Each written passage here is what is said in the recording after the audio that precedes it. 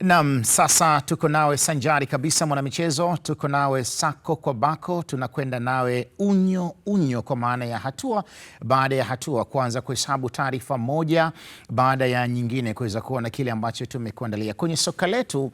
Ligi kuu ya NBC Tanzania bara inatarajiwa kurejea tena kutimua vumbi Ijumaa hii kwa michezo kadha wa kadha kuchezwa. Timu kadhaa zitakuwa kibaruani kusaka alama tatu muhimu, ikiwa tunaelekea ukingoni mwa msimamo wa ligi kuu ya ukingoni kabisa mwa ligi kuu ya NBC Tanzania bara. Sasa naomba nikutajie ratiba ya ligi kuu ya NBC Tanzania bara kwa Ijumaa ya wiki hii. Ratiba ni kama ifuatavyo. Fountain Gate wao watakuwa nyumbani kuweza kualika matajiri wa jiji la Dar es Salaam, timu ya Azam FC, lakini mchezo mwingine utakuwa ni katika uwanja wa KMC Complex Mwenge, Dar es Salaam, ambapo tutawashuhudia KMC wakiwa wenyeji wakiwaalika TRA United, na katika uwanja wa CCM Mkwakwani jijini Tanga tutaishuhudia timu ya Coastal Union Waling'ombe, wao watapepetana na The Southern Killers, timu ya Namungo FC. Hiyo ndio ratiba ya ligi kuu ya NBC Tanzania bara kwa Ijumaa hii. Leo ni Jumatano tumesalia na kesho tu Alhamis, siku moja. Siku inayofuata ndio siku yenyewe ya mchezo. Idi, tumekaa kwa muda kiasi, tunakwenda wiki sasa bila kushuhudia ngarambe ya ligi kuu ya NBC Tanzania bara. Hatimaye bana Ijumaa ligi bana inarejea. Kuna lipi la kusema kuelekea kwenye mechi? Kwanza hata kwenye kusimama kwake hapa kupisha kalenda ya FIFA, kuna vilabu vilikuwa vina ahueni kubwa na walikuwa wanaiombea hii break iweze kutokea. Wenda Fountain na wazungumzia Coastal Union, even KMC wao wenyewe inawezekana ilikuwa ni sehemu yao sahihi kabisa ya kuweza kukaa kwenye hayo maeneo ili waweze kupumzika na kurejea kuwa kwenye nguvu kubwa hiyo ambayo tunaizungumzia. Fountain chini ya Minziro kwenye nafasi ambayo wakuta walikuwa kwenye nafasi mbaya kulikweli, lakini mpaka wanaenda kwenye break walikuwa kwenye nafasi ya 9, na Tumai mwalimu Minziro timu yake ambayo ilikuwa tayari ina hiyo consistency ya matokeo, huenda kwenye ile eneo ambalo timu zimepumzika hapa, ndio sehemu ambayo walimu wengi wanapenda kukumbushana yale mambo ambayo mwanzoni alikuwa hajaenda vizuri. Kwa Fountain ndio timu ya aina hiyo. Timu nyingi hizi ambazo ziko kwenye madaraja ya kati, moja kati ya kitu kikubwa ambacho huwa kinazungumzwa hapa, kuna siku hata Julio alizungumza, ni fatigue. Kuna umbali mrefu sana wanatembea. Kubwa zaidi ni aina ya safari ambazo wanazitumia. Timu zetu nyingi zinatumia mabasi. Kwa hiyo ukiona timu zimepumzika hapa zaidi ya wiki mbili, zaidi ya wiki moja, sehemu mojawapo inakuwa ni kurecover kwenye miili yao. Mwalimu anakuwa hana pressure, anaweza kuingiza vitu vyake, then unaingia tena kwenye mechi ambayo unaweza kuipanga. Fountain wanakuwa wako nyumbani, kwenye mara ya mwisho walipata matokeo wakiwa kwenye uwanja wao nyumbani. Kwa hiyo kuelekea kwenye hii mechi, hata ukimsikiliza Minzoro mwenyewe tulimtazama hapa jana, anaamini kile ambacho amefundisha vijana wake huenda kikatokea kule ambacho kinafanyikana. Base kubwa ya timu zetu hasa hizi za mikoani mara nyingi kwenye uwanja wao wa nyumbani ambao wanaotumia tangu Fountain waende Sheikh Amri Abeid kule Arusha, wamekuwa ni timu ambayo inapata matokeo mazuri kweli. Obas ambaye mara nyingi tulikuwa tunamzungumzia hapa ni striker kama ni mshambuliaji wa mwisho, lakini ukitazama base ya mabao mengi ya Fountain walikuwa wanafunga mawinga, wanafunga viungo. Yeye mshambuliaji mama ambaye yupo kwenye hilo eneo, tulikuwa wengi, hata Minziro mwenyewe natumai alikuwa anatamani wewe anafunga kwa sababu yeye ni mshambuliaji, lakini kabla kwenda kwenye break alifululiza hapa katikati amefunga. Kwa hiyo hata kurejea tena kwenye eneo hili mwalimu anakuwa na kazi kubwa sana kumwambia, bwana, ulipoanzia kule, ulipoishia kule, unaweza ukaanzia hapa, unacheza nyumbani na pressure sasa hivi inaweza ikashuka.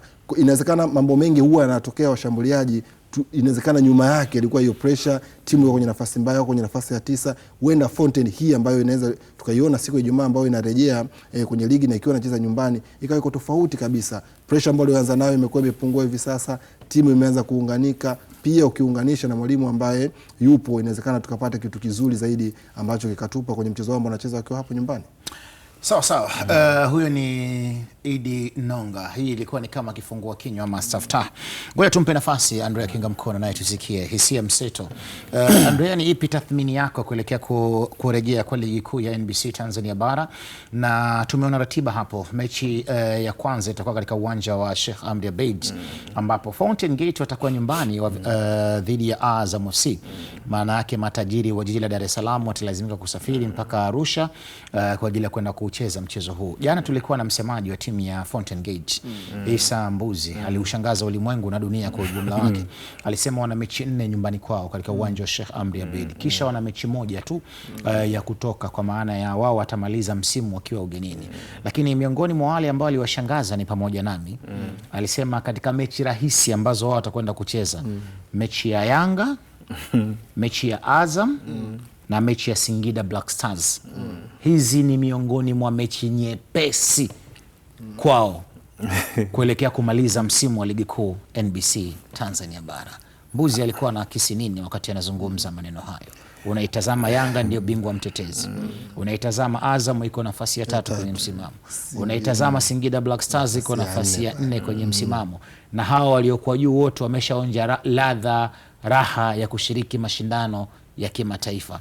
Alafu anakuja msemaji anasema hizi ni miongoni mwa mechi nyepesi, na akasema mechi yao dhidi ya Mashujaa ndio mechi ngumu kweli kweli. Ni haki yake kuzoza. Ni kuzoza. Anazoza. Ni haki yake kuzoza. Yaani hiyo ni haki ambayo kama msemaji huyu ni wajibu wake kusema hicho anachokisema, kwa sababu ana haki ya kuambia hivyo wanashabiki wake. Ana haki ya kuaminisha na kwamba tunakwenda kwenye mechi lazima tuamini. Kwa hiyo ukiwaambia mimi naenda mechi yangu rahisi dhidi ya Yanga, kwa mtu mwenye akili zake timamu anajua maana yake nini. Umeona eh? Kwa hiyo lazima atengeneze mazingira ambayo kwamba watu waamini kwamba tunakwenda kushindana, na kweli wataenda kushindana. Lakini anajua ugumu uliopo mbele yake. Ukimuuliza Mizilo hizo mechi atakuzungumza tofauti kabisa na yeye anavyozungumza. Kwa hiyo sababu ni msemaji atasema hivyo, lakini sasa kuna wakati mwingine wasemaji kama wanachachua hivi.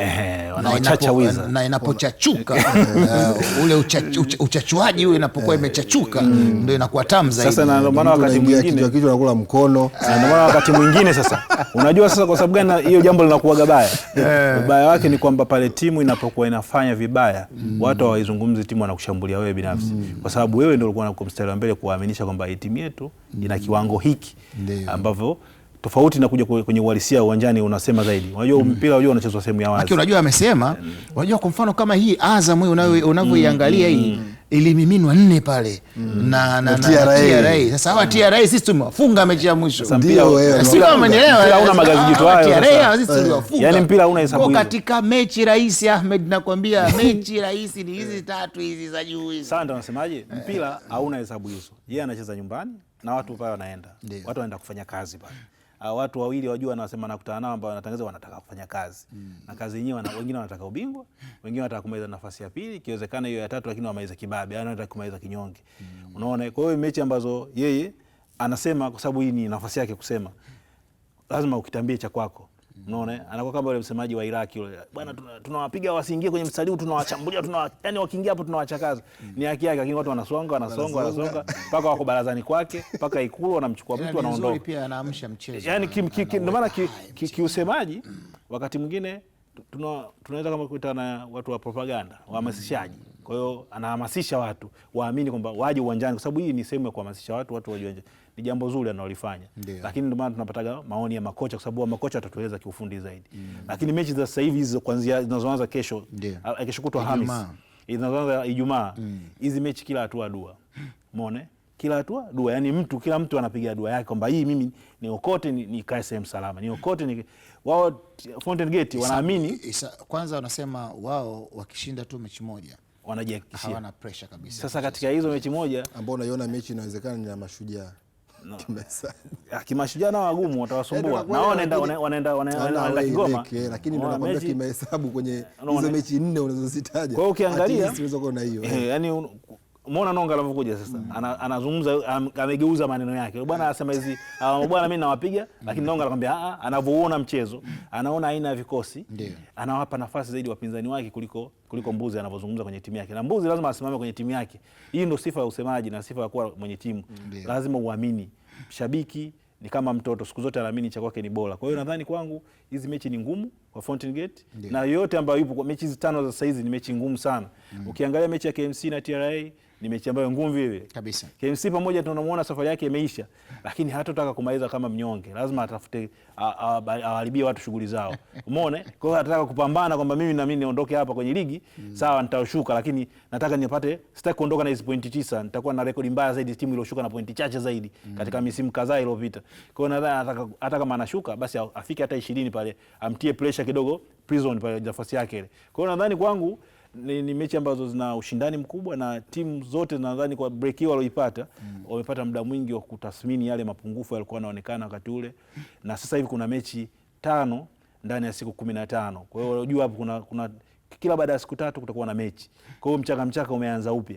Kwa hiyo lazima timu zitakuwa zimejiimarisha, wanajua hilo kitu. Lazima uwe na kikosi ambacho kinaweza kuwa kinabadilika na kuweza kuhimili wachezaji wako kwenye kiwango sawa. Uzuri wa Fountain, yeye anasema mechi zake zote karibia 4 anacheza nyumbani. Yes, hiyo ni faida kubwa sana kwake, kwamba hatosafiri sana. Umeona? Wengine wanasafiri kilomita nyingi zaidi. Kwa hiyo kuna kuchoka kwenye safari, muda wa kufanya mazoezi unakuwa mdogo, kwa sababu kama mechi unacheza leo alafu unatakiwa usafiri uje Dar es Salaam ucheze mechi. Kwa hiyo kuna kusafiri hapo umbali unakuja. Kama labda una ndege inakuwa nafuu kidogo, unapunguza. Lakini kama unatumia basi maana kuna muda mwingi utatumia njiani. Kwa hiyo nadhani kwangu ni ratiba ambayo ni ngumu kwa timu zote, lakini nategemea kuona ushindani mkubwa sana, hasa kwa hatua za saizi, kwa sababu kuna watu, kila mtu anapiga hesabu zake. Kuna mtu anayepiga hesabu za kukimbia playoff, kuna mtu anataka kupiga hesabu za kwenda kupata hiyo playoff aipate. Umeona? Kwa hiyo hapo ndio ushindani uliopo. Prison anapambana akihakikisha hata playoff akacheze.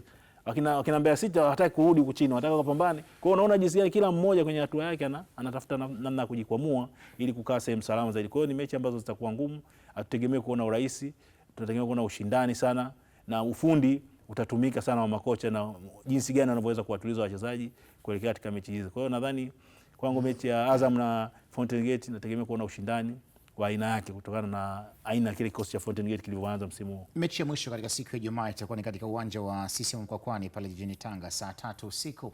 Mchezo huu utawaalika wagosi wa Kaya Wali Ng'ombe dhidi ya timu ya Namungo the Southern Killers. Idi, miongoni mwa mechi ngumu sana kabisa. Juma Ramadhani Mgunda, mchezaji wa zamani wa Coastal Union, kocha atakuwa kocha wa zamani wa Coastal Union dhidi ya timu yake ya sasa hivi kwa maana ya timu ya Namungo FC. Inakuwa ni mechi namna gani? Itakuwa ni mechi ngumu ukiwachukulia Namungo wenyewe kwenye nafasi ambayo walikuwepo. Tulikaa hapa Juma Mgunda na michezo zaidi ya 14, 15 hajapata matokeo ya ushindi, sare pamoja na vipigo. Mwanzoni kabla ya kufungwa mchezo wake dhidi ya Yanga akiwa nyumbani kwenye uwanja wa Majaliwa alikuwa na matokeo mazuri, sare pamoja na ushindi, lakini Yanga alivyoenda pale alipopata matokeo nadhani kila kitu kilibadilika pale. Toka away mara nyingi alikuwa anapoteza kwenye mechi kadhaa, na moja kati ya sababu kubwa bado naamini wakati Namungo anafanya vizuri, Fabrice Ngoi wa Ngoi ambaye mpaka kuna muda alitop kwenye orodha ya ufungaji akiwa na mabao 8, ndiye ambaye mara nyingi alikuwa anaamua sana hatima ya Namungo, lakini amekaa muda mrefu hajafunga. Unategemea viungo washambuliaji wafunge, wamekaa kwa muda mrefu, then Hassan Kabunda akaibukia hapo, ndiye ambaye kwenye michezo miwili mfululizo alifunga dhidi ya Mbeya City, akaja kufunga dhidi ya Yanga, walipata alama moja kwa nyumbani. Away kwenye kipigo ambacho alipoteza KMC kwenye uwanja wa KMC,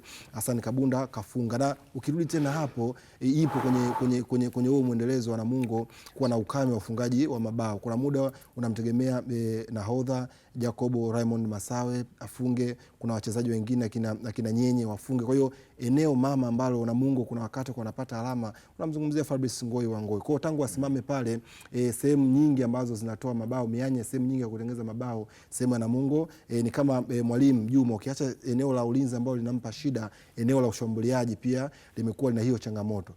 Kuanzia hapo mechi ambayo inakuja anatoka anaenda ugenini kucheza dhidi ya kosi ya Fikiri Elias, ambaye kama utachukua makocha wengi ambao wamerejea kwenye vilabu mara baada ya kutoka kwenye timu nyingine, ukiweka vis-a-vis na matokeo ambayo wanayapata, nadhani tunamtaja Fikiri Elias, then Minzi anakuja hapa katikati, alikuwa na rani ya matokeo mazuri kweli kweli, kama si tu kucheza dhidi ya timu kubwa ambazo zilimtoa kwenye eneo hilo ambalo unaelewa ni ubora wa timu ambazo wamekuwa nazo. Alikuja KMC kucheza dhidi ya Yanga, akumatch quality yao, akapoteza mechi ya ugenini ambayo alikuta Simba ikiwa natafuta alama nzuri za kutosha mara baada ya mpinzani wake kuangusha alama ambaye ni Yanga. Kwa hiyo ulikuwa unaelewa Simba kwamba walihitaji watoe quality yao yote ili waweze kupata zile alama 3 ambazo waende kuipa pressure Yanga. Ilivyo bahati, tunakumbuka Mabad akaanza kufunga, then Simba wakafanya comeback wakaondoka hapo. Kwa hiyo kwenda kwenye kuelezea huo mchezo ama mwalimu akiwa anarudi kwenye vyumba vya kubadilishia nguo ama kuzungumza na timu yake, inawezekana akatumia tu kama excuse kwenye kutafuta zile alama 3. Ukipoteza dhidi ya Yanga, kupoteza dhidi ya Simba, mtu anaweza akakuelewa, lakini mechi ambayo unacheza dhidi ya Namungo ambayo matokeo yake yanajulikana ambavyo yamepatikana, alafu wewe uko nyumbani, nafasi ambayo upo karibu na mstari wa kushuka daraja, ndio semi finalist kwenye michuano ya CRDB. Kwa hiyo inawezekana kwenye eneo ambalo fikiri Elias asitumie nguvu kubwa, sababu na Mungu hali yao tunaijua ambavyo jinsi ilivyo. Na kwa faida ya mtazamaji Idi Nonga, nikijaribu kuwatazama na Mungu hapa kwenye msimamo wako nafasi ya 13 wakiwa na jumla ya alama 25 pekee. Lakini Coast wako nafasi ya 10 kwenye msimamo wako na jumla ya alama 28. Ndio alama ambazo wamezipata Coast mpaka sasa. Namungo ni kama vile bado hawajapata wastani mzuri sana kupata ushindi wakiwa ugenini. Pengine inaweza ikaongeza ugumu ukiangalia walipo Namungo na ilipokuwa Coastal Union na uwiano wa alama ambazo wamekuwa wakifungana. Wao wana 25, ni tofauti alama 3 tu. Na hata Coastal wenyewe hata ukiangalia wako salama hivyo. Kwa hiyo wanahitaji aina ya michezo kama hiyo waweze kupata alama. Kwa hiyo ukichukua kwenye factors, yani kwenye sababu nyingi, unaona Coastal ni kama timu ambayo inakuwa tayari ina faida zaidi kuliko Namungo. Wako kwenye hatua ya nusu finali, wamekaa hapo kutoa mchezo wa Simba waliopoteza, wana mechi 2 nyuma tena zimefuatana. Wameshinda dhidi ya Singida Black Stars, wakashinda tena dhidi ya Singida Black Stars. Kwa hiyo inawezekana mwalimu amepata testi kubwa zaidi kuelekea kwenye hii mechi dhidi ya Namungo, ambayo inawezekana kwenye eneo la ufundi tukaliona eneo uzuri zaidi. Na kama utataja wachezaji ambao wanafanya vizuri kwenye ligi yetu ambao wamebuka kwenye msimu huu, Bakari Msimu yule bwana mdogo ambaye anacheza winga, huwezi kumwacha kumtaja. Anatajwa na timu kubwa kulikweli, wapo kwenye hiyo interest. Maabad Maulid mwalimu ameingia, Othman Makambo imekuwa kama karata yake ya pili ambao anaingia hapo, wakina Gadi Kiala, wakina Msengi wale wachezaji wa nyuma. Chuma Mgeni golikipa huyu amekuwa na kiwango bora kabisa, hasa akicheza kwenye eneo lao la nyumbani wakiwa Mkwakwani. Lakini kama utawatazama Namungo, bado tunarudi kwa Fabrice Ngoyo Wangoyo, wakina Kiswanya wale, wakina Nyenye, wakina Mfuka pamoja na kina Kazi, bado kina Rogers Machela, kina Rogers Gabriel, bado kuna kazi kubwa ambayo unawaona kabisa watu kuna kitu wanatarajiwa wakifanya ambacho unakisubiri ukione na umuone Juma Mgunda ambaye anaenda sehemu ambayo anafahamu, amecheza kwa muda mrefu lakini pia amefundisha hapa.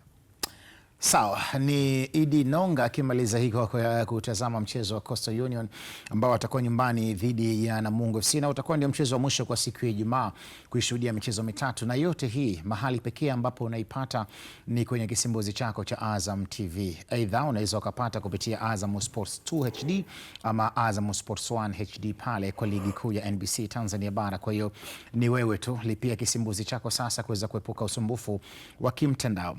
Kwingineko ni kikosi cha wakulima wa alizeti kutoka pale mkoani Singida. Timu ya Singida Black Stars tayari kimewasili Salama bin Salmin katika jiji la Dar es Salaam na kufanya maandalizi yao ya mwisho kuelekea kwenye mchezo wao dhidi ya maafande wa JKT Tanzania, mchezo ambao utachezwa katika dimba la Meja Jenerali Isamuyo Jumamosi saa 12:30 jioni. Kuelekea katika mchezo huo, kikosi hicho kocha mkuu wa kikosi hicho Muhibu Kanu ameelezea namna safari ilivyokuwa na maandalizi ya mchezo huo. Tunaanza safari yetu kuelekea Dar es Salaam, na kama unavyojua tutakuwa na mechi dhidi ya wenzetu wa JKT siku ya tarehe 13. Kwa hiyo si kama technical, ni kwamba tumejiandaa vizuri.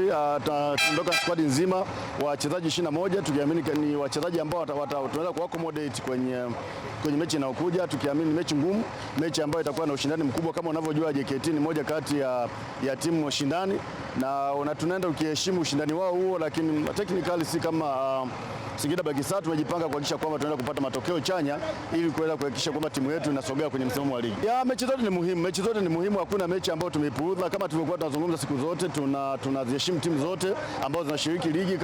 Kama mechi tunayoenda dhidi ya JKT pia tunaheshimu kabisa kwamba ni timu ya namna gani, wachezaji wanajua, technical tunafahamu, na hata management pia wanajua ugumu wa mechi. Kwa hiyo tumejipanga vizuri, tumejipanga kwa kila aina, tukiamini kabisa kwamba mechi hii ni ngumu na ni mechi ambayo tunahitaji kweli kweli, kwa sababu unajua ligi inaelekea ukingoni, na moja ya malengo ambayo tumekabidhiwa na management bado hayajatimia. Hatuwezi kusema tuko nafasi ya 4, lakini hatuwezi kusema tumeshapata nafasi hiyo kwa sababu bado mechi zinaendelea.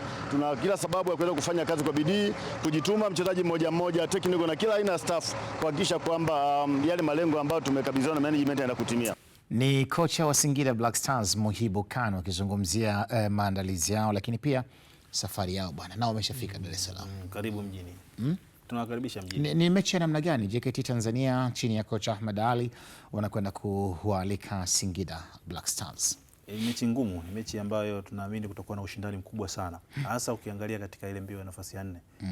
Singida yuko juu ana pointi 41, JKT Tanzania anafuatia chini ana pointi 38.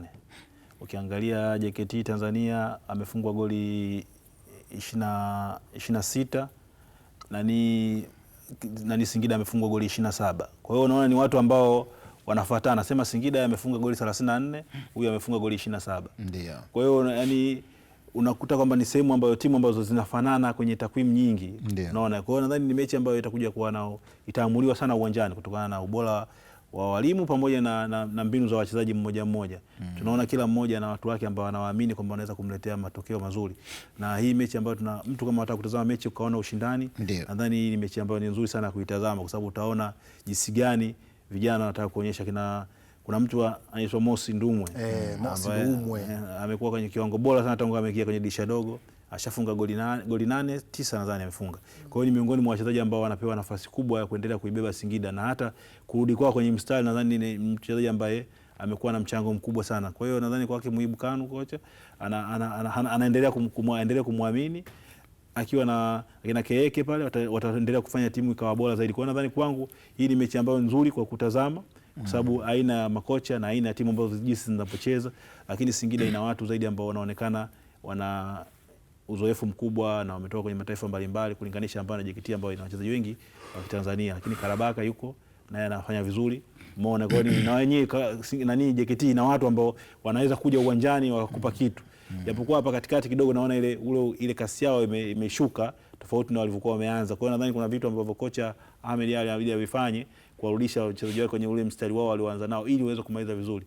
Tulisikia uongozi wao wanasema kupitia msemaji wao wanasema kwamba lengo lao ni kupata nafasi ya 4 ili wapate tiketi ya kucheza mashindano ya kimataifa. Kule kwenye CRDB washaipoteza. Kwa hiyo imebaki kwenye ligi kuu. Lazima upambane uhakikishe kwamba wanamuondoa pale Singida pale juu, na hii ndio mechi ambayo inaweza kukusaidia wewe kwanza umfunge adui yako ili ukae pale juu ili ujihakikishie nafasi nzuri zaidi. Kwa maana kama akifunga maana atakisha pointi ana 38, akifunga na maana 41. Kwa hiyo wanakuwa wanatai pointi. Wote wanakuwa na pointi 41. Kwa hiyo itamsaidia zaidi. Kwa kifupi hii Nonga pamoja na Andrea Kinga Mkono ni mechi ambayo kuna vita mbili. Namba 1 ni vita ya kuwania nafasi ya 4 kwenye msimamo wa ligi.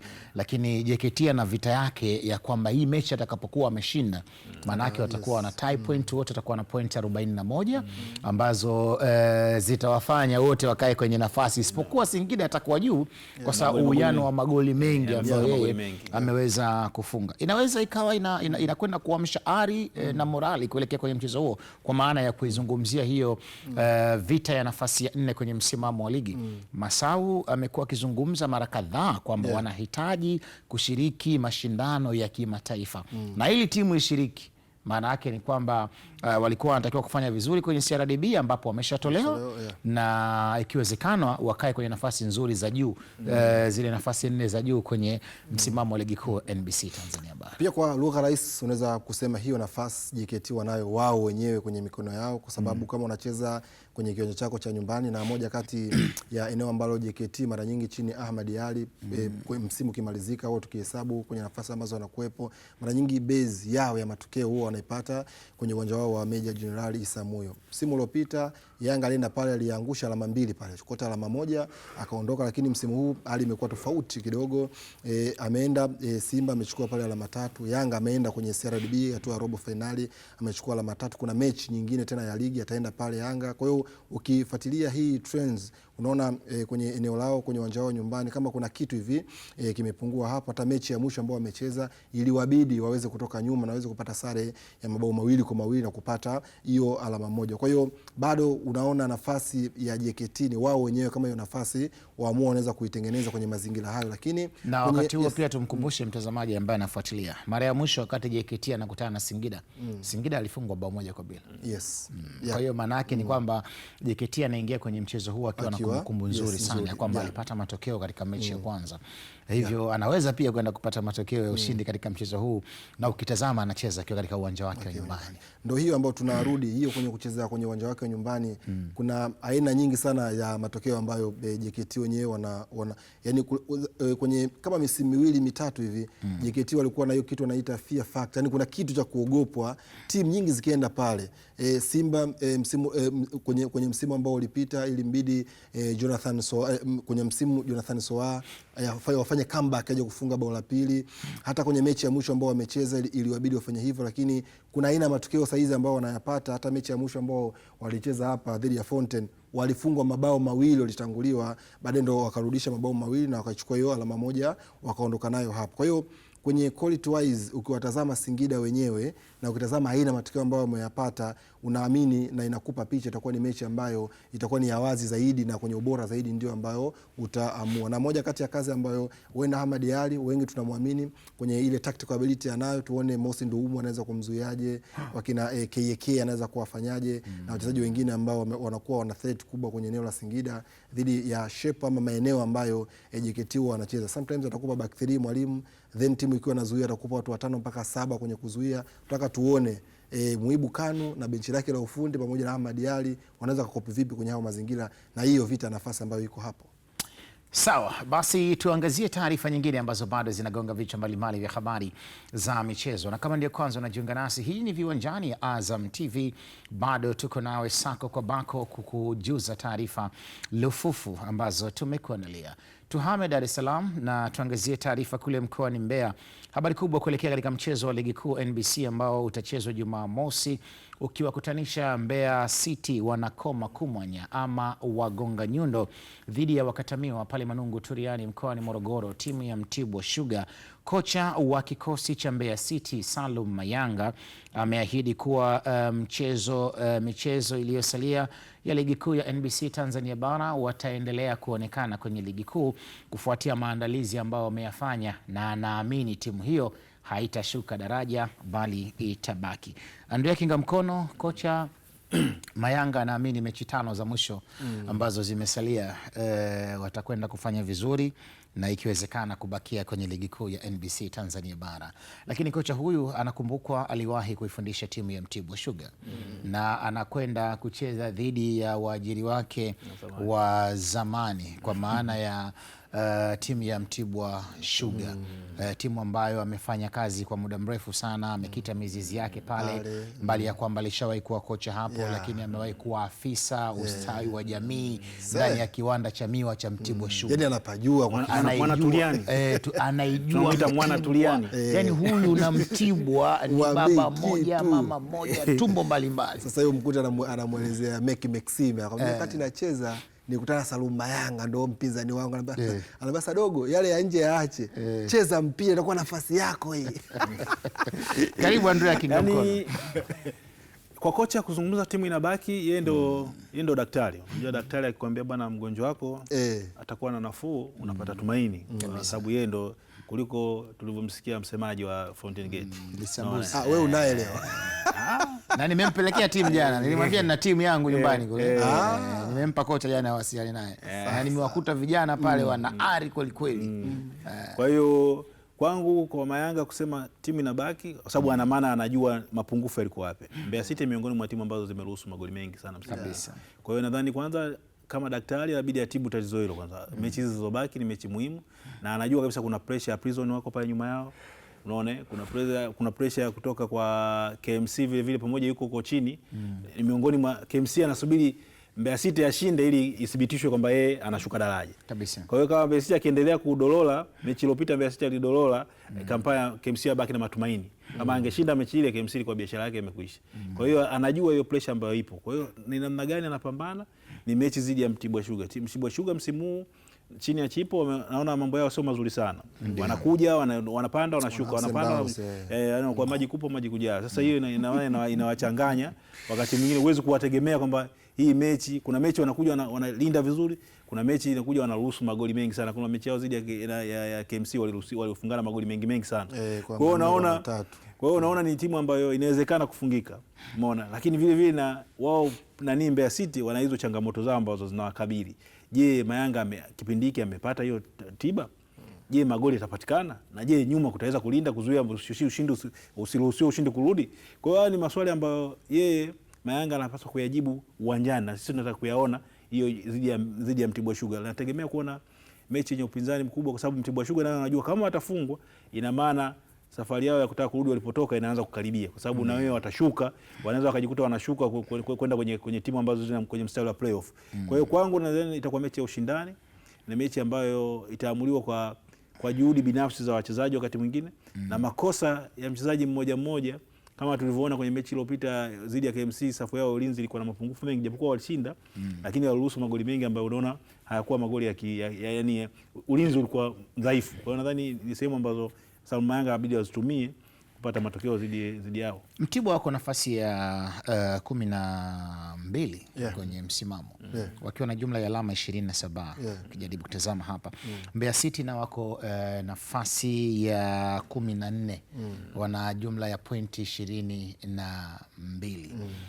Tofauti ya pointi ambazo amekusanya Mtibwa na walizonazo Mbeya City inaweza ikaamsha ushindani kuelekea kwenye mchezo huo, lakini ulikuwa tunazungumza kwenye taarifa hiyo msimamo kama ambavyo unaonekana hapo.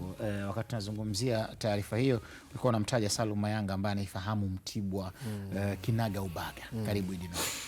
Yes, asante. Na hata ukitazama Mbeya City wenyewe, wakati Salum Mayanga ilisalia kama michezo 5 hivi timu ipande daraja, akatoka kaenda Mashujaa, mambo yakuwa mazuri, amerejea hapa pia naye kwenye timu ambayo amerejea anaifahamu vizuri, kwa sababu alitoa huko kabla Kea yule ajaja kule Malale 50 Kea timu akaiongoza, alianza vizuri, baadaye mambo akawa yako tofauti. Kwa amemrudisha mwalimu ambaye anaifahamu timu vizuri. Hata Mbeya City yenyewe ukiwatazama, mwalimu ambacho wameenda kukiongeza ni hali tu ya upambanaji, lakini base yao ya kucheza mara nyingi iko vile vile, kuanzia kwa golikipa kwenye eneo la mbele akina Willy Mwani wala kina Eludi Ambukile pamoja na HD Hassan Dilunga, wanayo hiyo base yao, mara nyingi wanacheza hivyo pamoja na kina Vitalis Mayanga. Na moja kati ya maeneo ambayo kama uko unafuatilia Mbeya City wameweka base kwenye uwanja wao wa kumbukumbu ya Sokoine. Nataka kusikiza mashabiki, mara nyingi timu yao wakati inafanya vibaya walitoka kwenye uwanja wao, walifungiwa uwanja wao kutokana na vigezo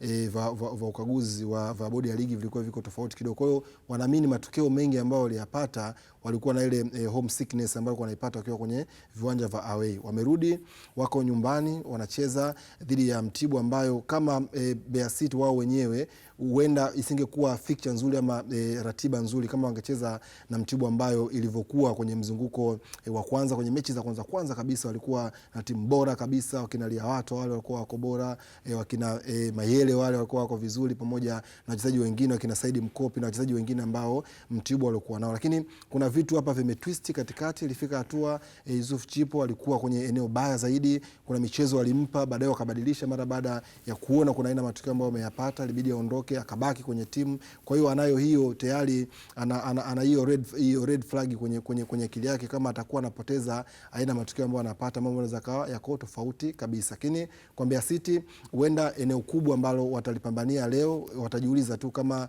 unashindwa kupata matokeo dhidi ya Singida Black Stars, dhidi ya Yanga, dhidi ya Simba, usipopata matokeo na timu yenye kariba kama ya Mtibwa Sugar ambayo kwenye vitu vingi sana mna mechi, kuanzia kwenye quality wise, kwenye mabenchi ya ufundi, lakini hata kwenye aina matokeo ambayo unayapata, ndio eneo ambalo utaliona hapo. Natumai siku ya Ijumaa kwenye huo mchezo tutaona mchezo ambao utakuwa umefunguka zaidi, kwa sababu michezo mitano ambayo imesalia timu nyingi hazichezi kimbinu zaidi. Ni eneo ambalo walimu wengi wanatumai waweze kukusanya alama ili kuelekea kwenye mechi mbili ama mechi moja ya mwisho wajue wanapigaje hatua zao, kwa sababu watu wote wapo kwenye hiyo hali ambayo sio nzuri. Kwa bahati nzuri eneo la mbele la Mbeya City, Eliud ni mzuri kwenye kufunga, anashambulia sana kwenye maeneo ya nafasi. Wakina Vitalis Mayanga wazuri, wanashambulia sana kwenye maeneo ya nafasi. Willy Mwani, HD Hassan Dilunga wanashambulia sana kwenye maeneo ya nafasi. Kwa hiyo naamini hii mechi itakuwa ni mechi ya wazi zaidi kwa timu zote mbili, hasa kwenye haya mabenchi ya ufundi ambayo yanafahamika. Sasa tuende moja kwa moja tukasikie kile ambacho wachezaji wa timu ya Mbeya City na kocha wao Salum Mayanga wamezungumza kuelekea kwenye mchezo wao dhidi ya Mtibwa Sugar. Kwenye uwanja wa mazoezi uliopo mitaa ya Isyesye hapa jijini Mbeya, Mayanga anasema ametumia uwezo wake kufanya masahihisho na kilichosalia ni jukumu la wachezaji kuyatekeleza kwa vitendo. Katika kukazia kauli yake, anasema watapambana kuhakikisha wanasalia kunako ligi kuu ya NBC. Toka tumemaliza mechi na mapumziko haya kalenda ya FIFA, tumeweza kufanya masahisho kwenye eneo la msingi ambalo ndilo tatizo letu kubwa la kuzuia. Kufanya masahisho na pia tumeendelea kufanya masahisho kwenye eneo la kumalizia, na siku zilizosalia tutaendelea na eneo hilo. Kwa ujumla, kutokana na hali halisi ya vijana ilivyo, tumeweza kwenda vizuri kwenye hayo maeneo mawili, na huku tukiendelea kutunza vitu vingine ambavyo vilikuwa havina mapungufu makubwa. Kikubwa tu niwaambie, sisi bado tuna roho ya kupambana. Tutapambana katika mechi zilizosalia na kuona timu haishuki. Na pia ningewaomba na wao pia waungane na sisi kutuongezea nguvu kama mashabiki katika hizi mechi tutakazocheza mbili zinazofuata, na hasa hii ambayo tutaicheza baada ya kama masaa kadhaa yajayo, ili tuweze kupata hamasa nzuri na kuona tunashinda hiyo mechi. Nahodha wa Mbeya City Eliud Ambokile pamoja na baadhi ya wachezaji wanatumia kauli mbiu isemayo haijaisha hadi iishe, wakimaanisha kwamba kamwe hawako tayari kukata tamaa, bali wataendeleza mapambano hadi dakika za mwisho. Waendelee kuwa na imani kubwa, wajue kabisa ndio timu yao, ndio wachezaji waliopo hapa, na sisi tutapambana kwa ajili ya kutetea nembo ya Mbeya City, na imani watapata tu furaha kwa mechi zijazo. Tukianza na mechi ya Mtibwa, naamini pointi 3 tutazipata mapema tu kuhakikisha kila mmoja anafurahi. Mimi nadhani ligi ni ngumu, lakini pamoja na ugumu wake tunazidi kupambana, tubakize timu ili msimu ujao tujipange zaidi, maana mechi tulizobakiza natakiwa tuzitumie vizuri. Ni ngumu, hakuna mechi rahisi. Kila mechi kwetu sasa hivi ni fainali, hatuwezi kukubali kudondosha pointi tena. Nadhani tutapambana kila mechi tupate pointi 3 ili tubakize timu ya watu. Ukiangalia mazoezini watu wana morali ya kutosha, na watu wote ukiangalia wana utimamu vile vile wa kuelekea mchezo ambao kila mtu nini sasa anajua ambacho tunahitaji mbele yetu. Ni mchezo muhimu kwetu na tunaheshimu wapinzani wetu, kwa hiyo tutatumia vizuri ile fursa ambayo tuweza kufanyia mazoezini na kurekebisha sehemu ambazo tulizokuwa tukizifanyia makosa. Kwenye msomo wa ligi kuu ya NBC, Mbeya City wanashika nafasi ya 14 wakiwa na alama 22, wakati Mtibwa Sugar wakishika nafasi ya 12 wakiwa na alama 27, ambapo timu zote zimecheza michezo 25 zikisalia na michezo 5 mkononi. Kakuru Msimu, Azam Sports, Mbeya. Taarifa ya Kakuru Msimu inaturudisha tena hapa studioni. Tumewasikia sasa wachezaji, tumemsikia kocha ambaye wewe umetumia jina la daktari, tabibu huyu Salum Mayanga, sema ametumia sentensi nzuri sana. Tumefanya masahihisho katika uwanja wa mazoezi baada ya kuona yale ambayo tuliyoyafanya katika michezo iliyopita, na naamini wachezaji wangu watakwenda kufanya vizuri.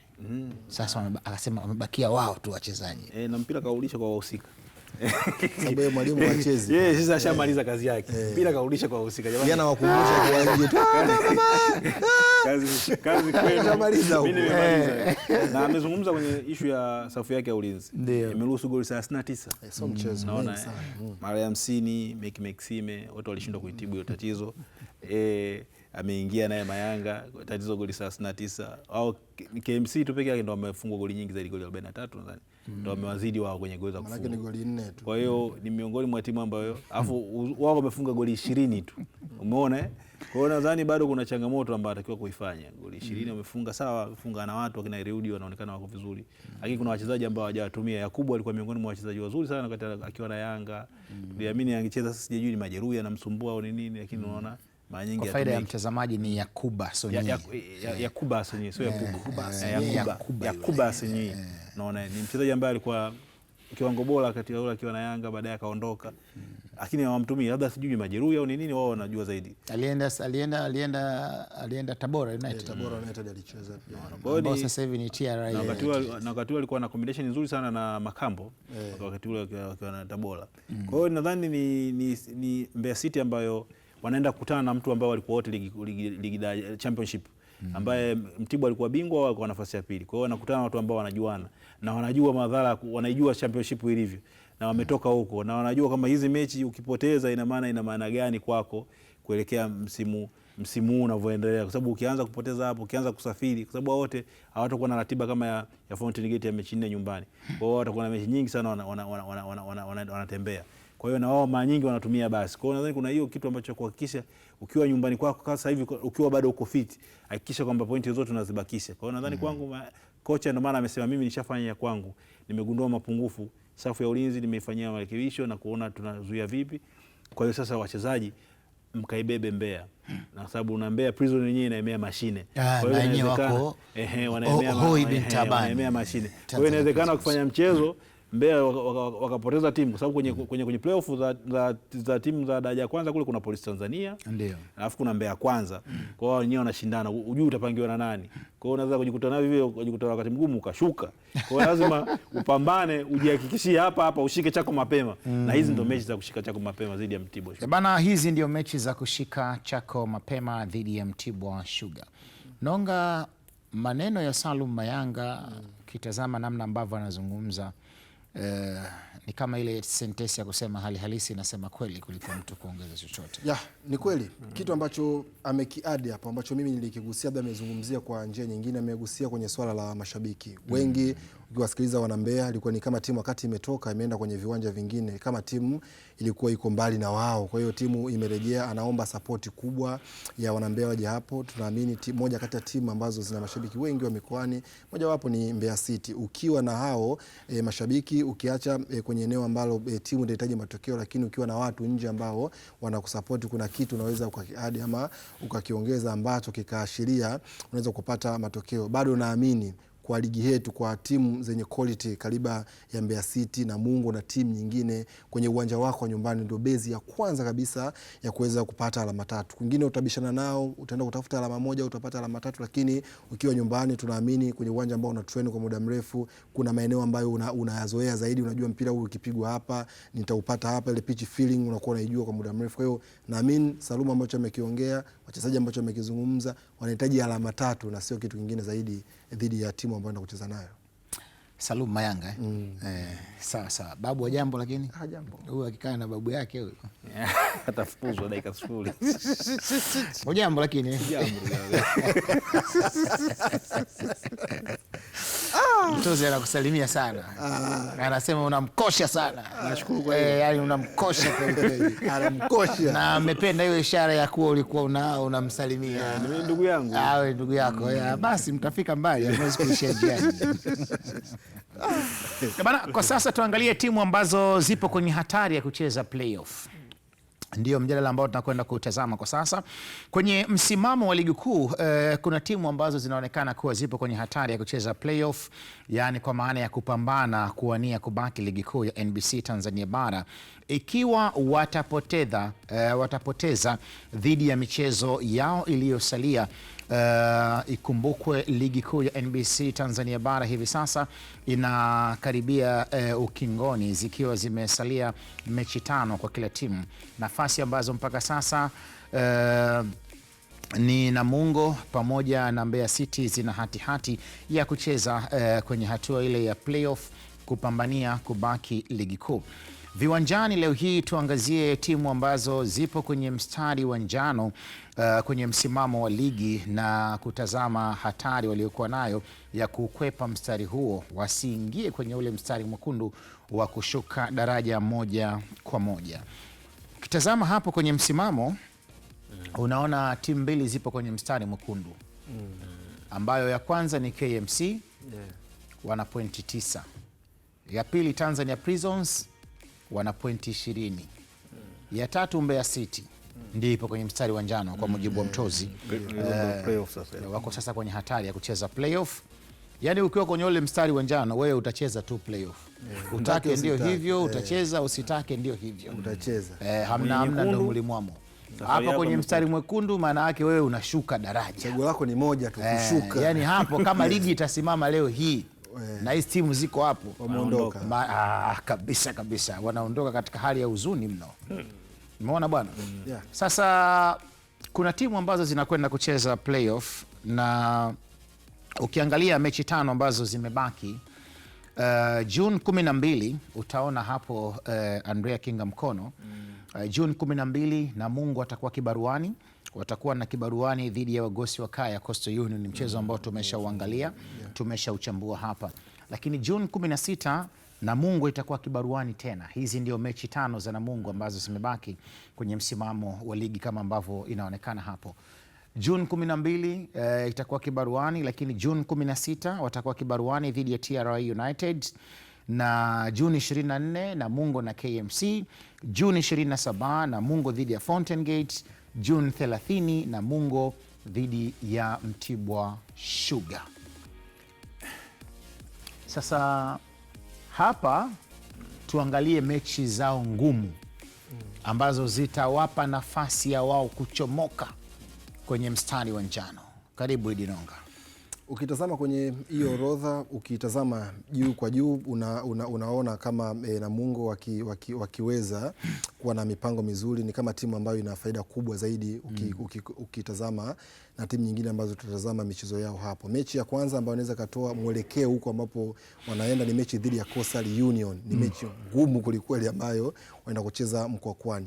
Mathalan mwalimu akaenda pale akaenda kimahesabu zaidi akachukua alama moja tu, sababu kwenye orodha ya michezo 5 na mechi 3 yuko nyumbani ambapo atamalizia kwenye dimba la Majaliwa, na kwenye aina alama ambazo Namungo anapata ni mechi nyingi zaidi ambazo anafanya vizuri zaidi akiwa kwenye uwanja wake nyumbani. Ana sare pamoja na ushindi na vipigo vichache mno ambavyo amefungwa pale na timu ambazo zimemfunga. Tutaingia hapo timu kama Simba, ataingia timu kama Yanga, lakini timu nyingi ambazo zipo kwenye madaraja ambao wanafanana mara nyingi huwa anapata alama. Then ana mechi dhidi ya KMC, hatuwajui watakuwa wameamkaje, lakini Namungo kwenye mahitaji yao ukiwatazama na KMC jinsi walivyo wanakupa nafasi kubwa zaidi Namungo kama kweli pia watakuwa kwenye eneo sahihi ambalo kama watapata matokeo mazuri kwenye mechi yao dhidi ya Coastal Union huenda hapo wakapata alama. Kuna mechi dhidi ya Mtibwa Sugar, ni mechi nyingine ambayo Namungo atakuwa nyumbani anacheza.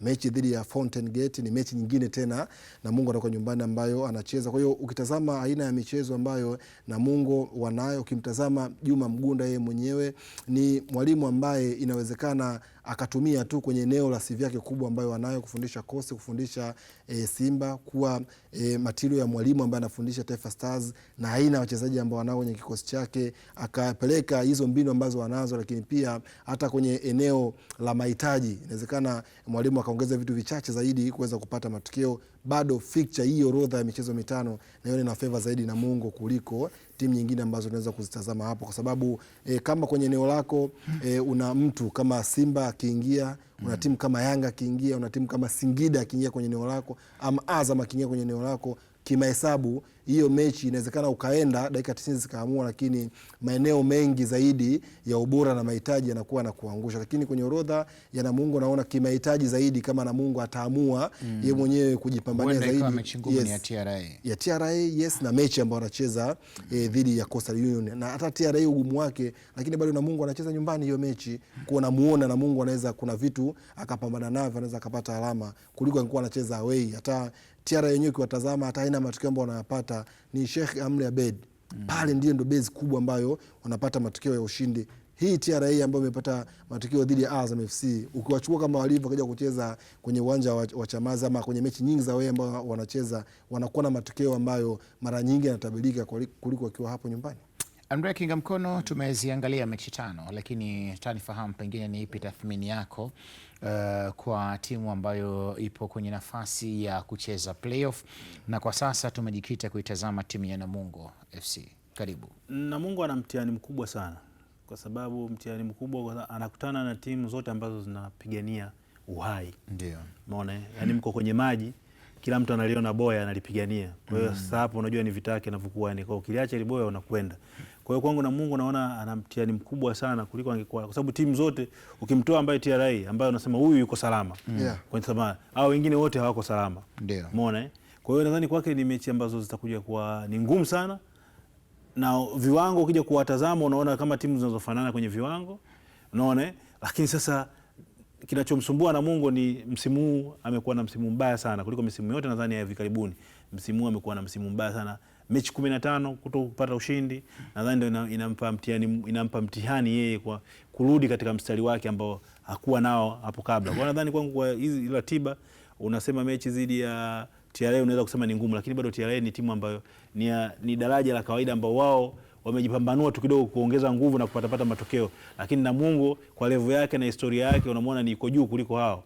Kwa hiyo kwangu mimi naona ni mechi ambazo zote anazimudu, lakini ubaya kwa sababu hizi mechi hao wanaokutana nao wote kila mmoja anataka apate matokeo zaidi yako. Coast Union anahitaji matokeo zaidi yako ili ajihakikishie usalama zaidi, kwa sababu ili uwe salama lazima uwe na pointi 33. Wewe ndio unakuwa na pointi, uko salama kwamba mimi hata nikifungwa mechi zilizobakia hizi 33 au wengine wafanye miujiza sana mimi niweze kushuka kwenda kwenye playoff. Kwa hiyo nadhani kwangu huo ndio mtihani ambao Namungo anakutana nao kwenye safari hii, na ndio maana anakuwa na mtihani mgumu sana kufikia malengo yake. Achana na hao ambao wanakutana na watu ambao wana ubingwa sawa, lakini hao wanaokutana nao na wenyewe wanataka pointi kutoka kwako ili usalama wao uweze kubaki kwenye ligi kuu, la sivyo na wenyewe wanaenda kwenye hizo playoff au kushuka daraja. Kwa hiyo nadhani hapo ndio ugumu ulipo kwa Namungo. Tumezitazama mechi 5 za Namungo na ndio mechi za kumalizia ligi kuu NBC Tanzania Bara kwa msimu huu 2025-2026. Kwa sasa tuangalie tena mechi 5 zilizobaki kwa wagonga nyundo, timu ya Mbeya City kwa maana ya timu kutoka jijini Mbeya. Mbeya City nao kwenye mechi 5 zilizobaki za ligi kuu NBC Tanzania Bara msimu huu utawaona Mbeya City dhidi ya Mtibwa Sugar. Mechi hii tayari tulishaizungumza kwa kina kabisa na tukanena kwa uketo ikawe Ibra kwa wenye fikra fatashi, lakini Mbeya City nao watakuwa kibaruani dhidi ya Simba Sports Club wakiwa nyumbani katika uwanja wa kumbukumbu ya Sokoine. Baadaye Mbeya City watasafiri mpaka Mwanza kuweza kupepetana timu ya Pamba Jiji, na wakitoka Mwanza watashuka Dodoma pale ambapo watapepetana na timu ya Dodoma Jiji, na baadaye watarudi nyumbani kwao katika uwanja wa kumbukumbu ya Sokoine kwenda kumaliza kibarua cha ligi kuu ya NBC Tanzania Bara kwa msimu huu. Idi Nonga, hapa sasa nitaomba utabahar. Na maana ya kutabahar kwa sisi washititi wa lugha ni kuzungumza kwa mapana na mawanda yake. Ndio kutabahar. Ndio kutabahar. Unazungumza bila ukomo. Ndio kutabahar. Karibu mzee wangu utabahar. Mpaka saa 6 au? Atazungumza mpaka nitakapomwambia basi. Yani afafanue, atupe ufafanuzi wa kutupwa. Bwana, Mbeya City wana kibarua kigumu kwelikweli kwenye nafasi ambayo waliopo. Utawatazama mchezo ambao watacheza dhidi ya Mtibwa. Kwangu ndio naona mchezo ambao pia utawapa dira zaidi kuelekea huko ambapo wanaelekea kwenye hii michezo. Kuna mwalimu nimesha kuongea naye, anasema kwenye hili eneo wachezaji wanakuwa ndo maboss, mwalimu ndo anakuwa mfanyakazi wa wachezaji wako. Ndio wachezaji wanakuhitajika kufanya kazi zaidi. Ndio maana hata Salumu ukimsikia anasema mimi nishamaliza mambo yangu na nasubiri nione wachezaji wangu watanifanyia nini. Ndio hiko ambacho anakizungumzia hapo. Ni nafasi ambayo wapo nafasi ya 14 dhidi ya Mtibwa Sugar. Unawatamani ama unatamani kuona Mbeya City wakiweza kupata matokeo, kwa sababu wanacheza kwenye base wakiwa kwenye uwanja wao wa nyumbani, na Mtibwa hali ambayo wamekuwa nayo sio hali nzuri. Hii mechi tumeitazama. Then kwenye fixture zako 5 una timu ambayo inapambania ubingwa. Timu yenyewe ni Simba Sports, wana alama 2 nyuma zaidi ya Yanga. Kwenye mechi zao za ugenini umezitazama, mechi ya mwisho wamecheza dhidi ya Coastal Union, walianza kufungwa bao then wakapambana na wakapata alama 3 wakaondoka nazo. Ukitazama Mbeya City jinsi ilivyo, ukitazama eneo lao la ushambuliaji, ukimchukua Lude Ambokile, Vitalis Mayanga, wakina Willy Mwani, sometimes pale Hassan Dilunga anaingia hapo, wakina Mateo Antoni, alafu ukaichukua backline ya mnyama ambavyo jinsi ilivyo, wakina Ismail Ture, wakina Derok na wachezaji wengine, wakina Kagoma kwenye eneo la ulinzi, wakina Kasali, unaona kama Mbeya City wana kazi kubwa zaidi ya kwenda kutafuta alama 3 ambazo wakaitafute white ambayo imefichwa, ambao wanayo Simba Sports kwenye matarajio yao makubwa zaidi ya ubingwa. Unamtarajia mwalimu akitegemea zaidi dakika 90 ambazo zinaweza kumpa matokeo akiwa uwanjani kuliko akienda na mipango zaidi. Quality wise utawajua Simba wanachezaji, lakini wewe kama wewe unaweza kumatch na quality ya Simba ambayo unayo. Kwa tayari kwa mwalimu hiyo mechi anaiweka pembeni, anasubiri dakika 90 zimuamulie mara baada ya kucheza mechi yake ya kwanza dhidi ya Mtibwa akiwa yuko nyumbani. Baada ya hapo unaenda kwenye timu nyingine ambayo unacheza nayo, Pamba Jiji Football Club. Kwenye timu nyingi kwenye msimu huu kama utazitaja zenye ubora zaidi zikiwa kwenye vinywa vyake vya nyumbani, Pamba inaingia hapo kwenye hilo eneo. Kuna wachezaji wana huo ubora kucheza kwenye timu ya Pamba na timu nyingine. Leo unamzungumzia Yona Amos, ameingia tayari kwenye rada ya timu kubwa kuelekea kwenye msimu ujao, wakina Tegis Momanyi wale, wakina na Hirima na yule bwana mdogo kutoka Burundi, akina Mwashinga, akina Kenny Chuma, wana hiyo timu tayari. Mwalimu Francis Baraza wana hiyo timu tayari imeweka base kwenye uwanja wa CCM Kirumba. Ndio eneo lao waliojipambanua ambalo linawafanikisha waweze kupata matokeo zaidi. Alienda pale Azam FC, ilimbidi apambane kupata alama 1. Alienda Yanga akachukua alama 3. Simba Sports alianza kufunga, then Pamba Jiji wakachomoa, akaondoka. Simba wakaangusha alama 1 kutokea pale na wakaondoka. Kwa hiyo timu yenye base kama hiyo, timu yenye ukubwa kama huo, unaenda kucheza dhidi ya Mbeya City ambayo ishamaliza mechi dhidi ya Simba, imaliza mechi dhidi ya Mtibwa, unataka kuona tena watafanya nini dhidi ya Pamba Jiji ambayo kwa walimu wazuri zaidi kimbinu, Francis Baraza anaingia kwenye eneo hilo. Akitoka hapo wana mechi nyingine dhidi ya Dodoma Jiji. Kama utataja tena walimu bora kwenye msimu huu, Amani Jose anakupa hiyo master class kabisa tena kwenye top team, unaenda kucheza naye na Amani Jose. Kwa bado tena unafikiria umuone mwalimu Salum Mayanga atafanya nini. Kwa hakika Mbeya City inaonekana pia mechi nyingine iko hapo. Ina mechi ngumu zaidi zilizosalia kwenye ligi kuu, na ni timu ambayo ipo kwenye eneo la kushuka daraja. Andrea Kinga Mkono, mara nyingi mimi huwa napenda kusema ni fikra mseto. Idi amekuwa na fikra zake, lakini hata wewe una fikra zako binafsi. Tathmini yako wewe ni ipi? Unaiona Mbeya City ikiendelea kusalia kwenye ligi kuu Tanzania bara msimu ujao? Maana wewe ndio ulikuwa mtabiri wetu wa kwanza hapa wakati tunatuambia habari za Mbeya City za KMC. Mtabiri tambitambi mzee wetu. Na tunakubaliana na wewe kabisa kwamba yale ambayo uliyatabiri ni kama vile anakwenda kutokea. Kati ya ukiniambia ratiba ya Namungo na ratiba ya Mbeya City, ratiba ya Mbeya City kwangu mimi naona wao ndo wanaamua. Wao wenyewe. Yaani wao wenyewe Mbeya City ndo wanaamua. Yaani ukitoa labda mechi ya Simba, anakuja kukutana na timu ambazo tayari zimekaa kwenye mazingira mazuri, ambazo hazina pressure sana. Pamba ana pressure, Dodoma Jiji ana pressure, TRA ana pressure. Labda TRA utasema anatafuta nafasi ya 4, lakini bado umuoni kwa sababu ya ushindani wa wale wawili wake wa juu, wamemwacha sana. Na TRA amekuwa na matokeo ambayo wakati mwingine anakushangaza, ya kupanda na kushuka. Yani leo anakupa vizuri, kesho anacheza vizuri. Kwa hiyo nadhani kwangu Mbeya City wao ndo wenye ratiba yao inawasaidia kutokana na mazingira ya ligi yetu ilivyo, na kuna watu ambao tayari wakishaka kwenye sehemu fulani hivi wanakuwa zile pressure zao zinakuwa kidogo kama zimeshuka. Yani ile hamasa ya upambanaji inakuwa sio kubwa sana. Timu nzuri, lakini kuna wakati kuna kama kupungua hamasa. Pamba Jiji unaweza kusema ni bora, lakini walienda pale wakapasuka na Prison. Ushindi wao, Msajili ushindi wake wa kwanza kupata pale kwa Pamba Jiji. Kaenda kumfunga pale Kirumba. Kwa hiyo nadhani unaona kabisa ni kwamba na hakikuwa kipigo cha dakika za mwisho kabisa comeback hakikuwa kipigo cha kawaida.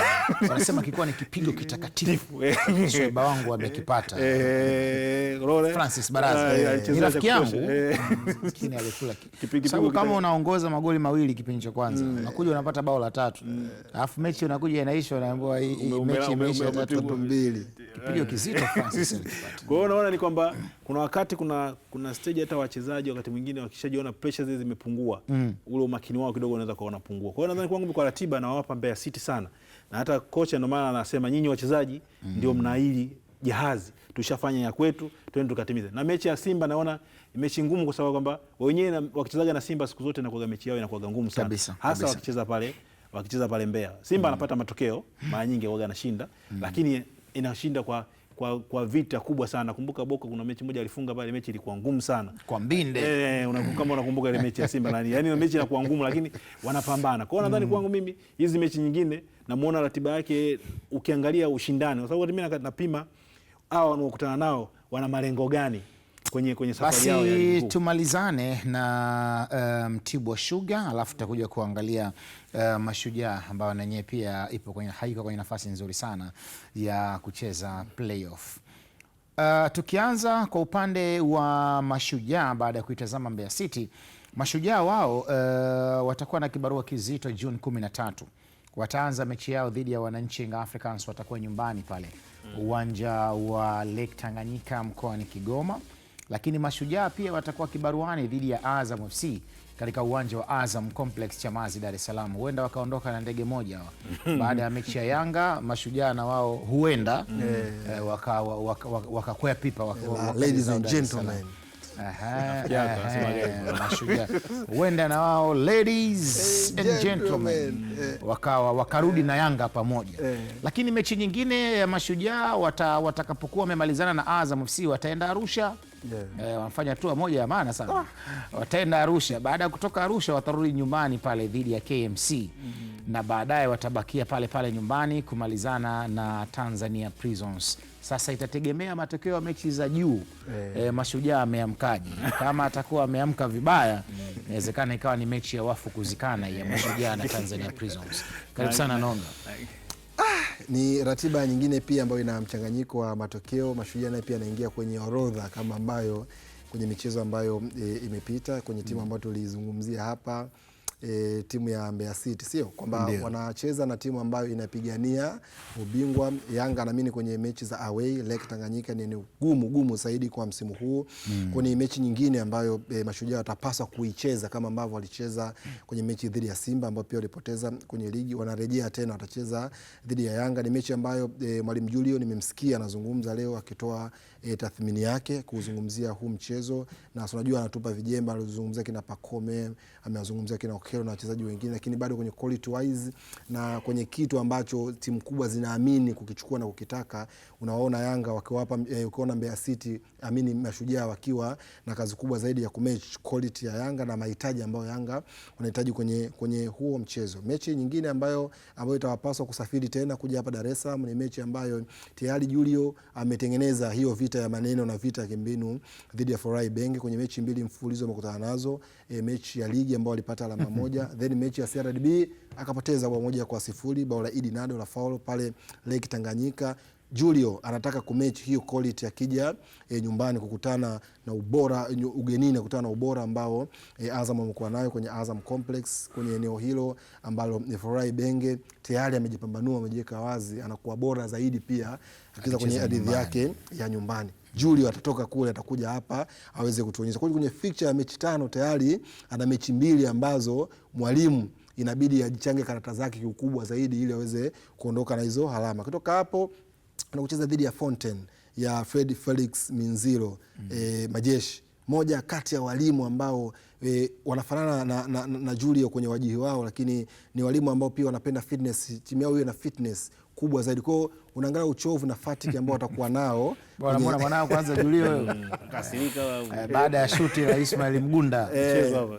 Kwa natazama fatigue ambao watakuwa nao kwenye mechi 2 mfululizo, mechi kubwa dhidi ya Yanga, mechi kubwa dhidi ya Namungo, safari ya kutoka Dar es Salaam kwenda Arusha na Twanga dhidi ya Fountain Gate. Kwa hiyo utamuona kimbinu hapo, inawezekana kaathirika, kitu tumuone anaweza akatufanyia nini kwenye eneo hilo. Then ana michezo mingine ambayo anacheza akiwa nyumbani kama ratiba ambavyo alikuwa inamuonyesha. Kwa hiyo unamuona Mashujaa akiwa na eneo hilo, ana michezo 3 mikubwa juu ambayo itaamua hatima yake. Mechi 2 za Yanga pamoja na Azam na mechi dhidi ya Fountain, na kuna mechi 2 chini zaidi na mechi ya mwisho ambao watakuwa nyumbani ambao watamaliza kucheza nyumbani. Kwa hiyo nataka nimuone Julio kwenye hizi mechi 2 za juu. Julio Alberto Tarantino Pereira. Mtu wa maana kabisa yule. Bingwa kabisa. Julio ana midadi. Umeona ile shuti ambalo alipiga Ismail Mgunda. Na unakumbuka Mgunda alipiga shuti moja hivi akawafunga, ilikuwa Pamba. Alikuwa home bana, ilikuwa hatari. Mamadou Tanja Kasali akaenda angani, alivyorudi anachechemea. Masiara ni angalia hii shoot, afu angalia reaction ya Julio Alberto Tarantino Pereira, alikuwa anahesabu juu mzio kwa twende hiyo. Mimi nilikuwa sifanyi vile pale. Tambia nini watu? Bana, tuangalie mechi za Mtibwa alafu tumalize kwa Coastal Union ya Tanga. Mtibwa Sugar nao watakuwa na kibarua kizito kwenye mechi zao 5 ambazo zimesalia za ligi kuu NBC Tanzania Bara. Mbeya City na Mtibwa hii tumeizungumza vya kutosha, lakini Mtibwa baada ya kutoka Mbeya watakwenda Mwanza ambapo watakuwa na kibarua kizito mbele ya Pamba Jiji, na baada ya hapo watakuwa nyumbani kwenye uwanja wa Jamhuri pale Morogoro. Ndio uwanja ambao wanaotumia sasa hivi Mtibwa Sugar kama uwanja wa nyumbani. Lakini watakuwa na kibarua mbele ya Simba Sports Club. Wakimalizana na Simba, Mtibwa watasafiri tena kuelekea Mbeya ambapo watakuwa na kibarua kizito mbele ya maafande wa jeshi la magereza Tanzania Prisons, na wao Mtibwa safari hii watamaliza ligi wakiwa ugenini. Watatumbukia kwenye karai pale la Majaliwa Stadium Ruangwa mkoani Lindi. Bwana Andrea Kinga Mkono, mzee wa Mbagra, watapita pale kwenu pale Mtibwa, watapita pale Mbagra wakiwa wanaelekea zao kusini. Unaweza kana kwa sababu anatokea Mbeya, unaweza kuzunguka kule moja kwa moja. Songea na yenyewe pia inawezekana. Naangalia Mtibwa ana safari 2 za Mbeya. Yaani ameshika hatima za timu za Mbeya. Yaani na yeye hatima yake imeshikwa na hizo timu 2 za Mbeya. Kwa hiyo nadhani kwangu ni mechi ambazo anapaswa kuzicheza karata zake vizuri. Hakikisha kwamba anaokota point, kwa sababu hao watu wa Mbeya na wenyewe alizao wanachechemea. Hawa watu wa Mbeya wanachechemea. Hawa watu wa Mbeya hawa. Kwa hiyo nadhani kwangu Mtibwa ana mechi ngumu dhidi ya Simba. Simba wanataka kumjibu maswali kwa nini alipata ile sare. Na ile sare ilimfanya Mtibwa akawa miongoni mwa timu bora sana. Namkumbuka rafiki yangu Rashidi hapa alikuwa anatamba kwamba ubingwa unarudi Manungu. Akaikumbuka 90 na 99 na 2000. Lakini bahati mbaya sasa hizi ingekuwa naye Mtibwa anataka hata kusikia. Tamtafuta baadaye ni mwe ndugu yangu, vipi Mtibwa ile ubingwa unauona? Naona. Kwa hiyo nadhani kwangu mechi ya Simba ni ngumu zaidi kutokana na kwamba Simba wana malengo ya hasa ya kutafuta ubingwa na wanaona gumu kwa hapo, na vile vile ile sare, unajua ukishamkwamisha mtu mara nyingi anavukuja kwako, hasa wakubwa wanataka kusema ile ilikuwa bahati mbaya na mimi nataka pointi. Na hasa sasa Yanga na Simba hawako tayari kupoteza pointi, unaona, hawako tayari kupoteza pointi, kwa sababu ukipoteza pointi umemkabidhi mtu ubingwa wako. Kwa hiyo nadhani kwangu ndio ugumu wa hiyo mechi ambayo itakuja na zidi ya Simba, lakini naona zidi ya Namungo naona na wenyewe wote wako katika daraja lile la kupambana kutaka kushuka daraja. Kama tulivyosema mechi za Namungo ni ngumu, ndio naona ugumu wake ni hivi kwamba nyinyi mko wote katika kundi ambalo kila mtu anatakiwa siku hiyo amke akiwa bora ili apate matokeo sahihi ya jinusuru. Kwa hiyo nadhani ndio ushindani utakuwa hapo. Ni mechi ambazo Mtibwa ana mitihani mikubwa, anabidi waboreshe sana mapungufu yao, wawe bora, waweze kupata matokeo sahihi na waweze kuendelea mbele, waweze kubaki kwenye msimu huu tena, la sivyo wataenda kucheza playoff, itajulikana baadaye. Idi, tumalizane na wagosi wa Kaya. Tuiangalie safari yao iliyobaki kwenye ligi kuu NBC Tanzania Bara, mechi zao 5 za mwisho za ligi kuu, na mwanzoni tulizungumza na tukasema Coast watakuwa nyumbani dhidi ya Namungo FC kwenye mchezo wa ligi kuu siku ya Ijumaa. Yaani ligi itakapokuwa inarudi, Coast wao watakuwa wanacheza mechi ya mwisho kabisa saa 3 usiku katika uwanja wa CCM Mkwakwani mjini Tanga. Lakini baadaye wakiwa wanatoka Tanga, Coast watakuja Dar es Salaam. Watatumbukia pale KMC Complex Mwenge, watacheza na KMC, na baadaye watafunga safari ya kurejea Arusha, kwa maana ya watakwenda kule kanda ya kaskazini walipokuwa wametoka. Wataenda tena katika uwanja wa Sheikh Amri Abeid Arusha, alafu baadaye watateremka nyumbani kwao pale Mkwakwani. Wanashuka pale wako Mkwakwani Tanga, watawaalika matajiri wa jiji la Dar es Salaam na watamaliza ligi wakiwa pale nyumbani CCM Mkwakwani Tanga. Ingalikuwa unaambiwa uchague unataka kwenda wapi kumalizia ligi hii, mimi ningechagua kwenda Tanga. Sio kwa mshikaji wako Julia? Hapana. Sio Arusha wala sio Arusha. Sawa. Wewe ungemalizia Tanga. Kunani pale? Ningeenda pale Tanga bana, nikala uono na muogo wa nazi. Alafu usiku nikawa natafuna vibibi na chapati za kurasa. Mzee anapenda makulaji wewe. Tanga ilivyo. Sasa unaenda Tanga tena unataka huko. Waja leo ondoka leo. Hili vipi? Ushafika pale kwanza? Mimi sijawahi kufika. Sijawahi kufika? Kabisa. Tutakubeba siku moja. Inawezekana ikawa safari yangu ya mwisho nisirudi tena mjini. Na inawezekana hata itabia kukaa kuangalia Azam Tatizo. Basi. Usinipeleke kaka. Tuendelee na uchambuzi wa mchezo. Bwana, kwenye orodha ya michezo mitano kwenye timu nyingine pia unaiona Coast ikiwa kwenye faida zaidi. Kwangu mimi naiona kwa sababu wanamaliza wakiwa na mechi mbili kwenye mechi hizo mitano na michezo mitatu nyumbani, lakini kwenye mechi mbili za mwisho ukitoa mechi yao ya kwanza hapo wanacheza hapo juu na mechi mbili za mwisho dhidi ya Azam ambayo tunaizungumzia hapa, ipo kwenye timu ambazo zinapiga nafasi ya ubingwa, nafasi ya pili, lakini ipo kwenye base ya nafasi ya tatu ambayo wako pale. Kwa hiyo hatujui Azam wao kwenye mechi ambazo watacheza watapata kitu gani kuelekea kwenye hizi mechi za moja kabisa ya mwisho kabla ya kumalizia mechi kucheza dhidi ya Coastal Union. Then wana mechi dhidi ya Pamba. Amezungumza sana hapa vizuri Kinga Mkono. Pamba ni moja kati ya timu ambazo kati ya timu nyingi ambazo tayari zimejihakikishia usalama wake.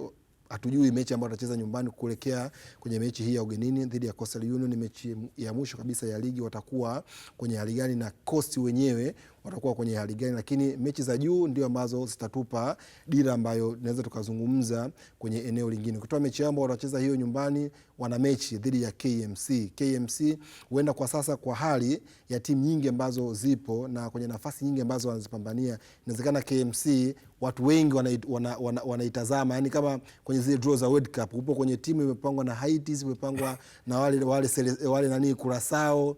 Si yani kuna vitu fulani wakina Kavede, kuna timu fulani vimekuja wale Giants ama timu ambazo zina uwezo sasa mimi alama zangu 3 ziko pale, nachukua alama zangu 3. Inawezekana Coast na timu nyingine ambazo kwenye fixture wana KMC wanasema inawezekana football tunaiheshimu, ina matokeo yake, lakini kwenye uwezekano wa 1% kubwa na alama zangu 3 pale. Nikipambana naweza kuchukua alama 3 kwa KMC, lakini mpira huenda ukaamua vinginevyo. Mechi nyingine pia watacheza dhidi ya TRA. Bado tunazungumzia tena kati ya timu ambazo zimeshatimiza malengo yake. Moja wapo ni TRA. Kuna wakati walikusanya alama nyingi, kuna wakati katikati wakapotea, then wakarudi hapa juu. Kwa hiyo hatujui kwenye homa zao za vipindi watabadilika vipi tena kwenye kumatch na quality ambayo Coastal Union ambayo wanaiona. Kwa hiyo kwenye timu ambazo zipo kwenye eneo zuri zaidi, kama watachanga kata zao vizuri kwenye mechi 5, mechi 3 wakiwa pale nyumbani, Coast ya Fikiri Elias na waona wakiwa kwenye eneo hilo kwa sababu wana hiyo booster.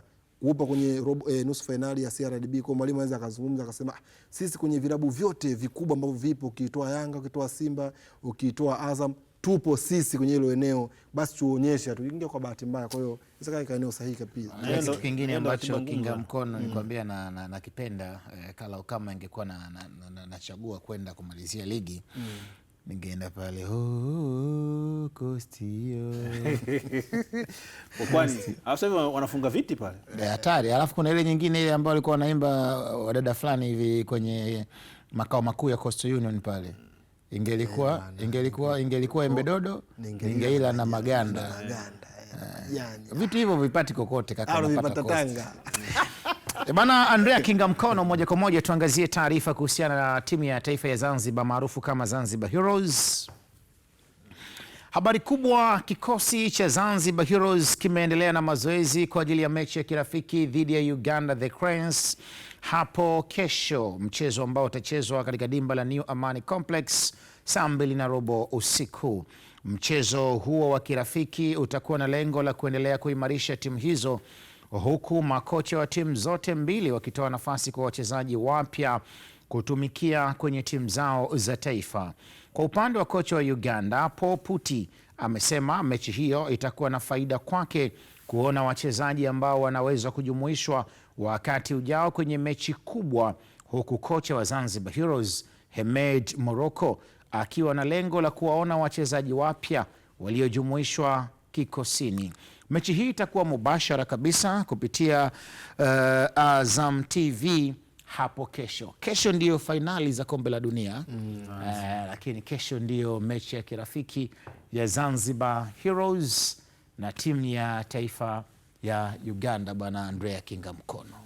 Kwangu mimi kwa Waganda kwao itakuwa ni faida kwa sababu tulikuwa wacheze na Tanzania. Bahati mbaya kule Morocco wakasema changamoto ya Ebola, kwa hiyo mechi zile zikafutwa. Lakini bado wao wakapambana kutafuta mechi hata dhidi ya Zanzibar Heroes, wanacheza mechi ya kirafiki. Kwangu kwa kocha nadhani kuna kitu anakitafuta zaidi. Kwa hiyo amepata fursa, amecheza hii mechi, ni mechi nzuri ambayo itamuonyesha, itampa kujua wachezaji wake ambao walioitwa wana jambo gani.